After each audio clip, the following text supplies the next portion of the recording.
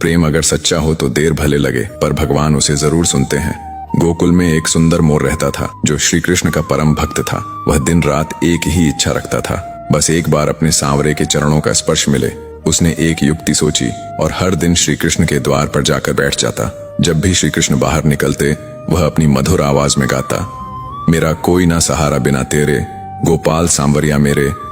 दिन बीतते गए, सप्ताह बीत गए, महीनों का समय निकल गया, यहाँ तक कि एक पूरा वर्ष बीत गया, पर कृष्ण ने कभी उस मोर की ओर ध्यान नहीं दिया। एक दिन निराश होकर मोर की आंखों से आंसू झरने लगे।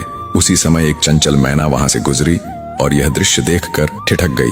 वह बोली, हे मोर, कृष्ण के द्वार पर कोई रो रहा है, यह तो आश्चर्य की बात है। जब उसने मोर से कारण पूछा तो मोर ने दुखी स्वर में कहा, 1 साल से इस छलिए को रिंझा रहा हूं, पर इसने आज तक मुझे पानी तक नहीं दिया।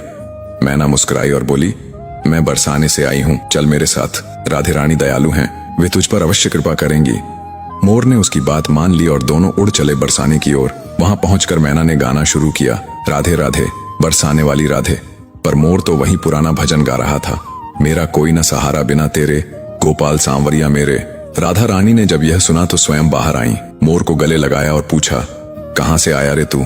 मोर ने भावुक होकर कहा, राधे माँ, आज विश्वास हो गया कि आप सचमुच करुणामयी हैं। मैं तो 1 वर्ष से आपके कृष्ण के द्वार पर गा रहा था, पर उन्होंने कभी मेरी सुध नहीं ली। ये सुनकर राधा मुस्कुराई और बोली, मेरा कान्हा ऐसे नहीं है, तू एक बार फिर जा, पर इस बार मेरे नाम का जाप कर। मोर ने सिर झुकाया और लौट आया। अब वह द्वार पर बैठकर गाने लगा, जय राधे राधे, जय राधे राधे। तभी कृष्ण जी भीतर से दौड़ते हुए आए, मोर को गले लगाया और बोले, कहाँ था तू रे मोर? मोर मुस्कुराया और बोला, वाह रे छलिए, तेरे नाम से पुकारा तो नहीं सुना, पर राधे का नाम लिया तो दौड़ पड़ा।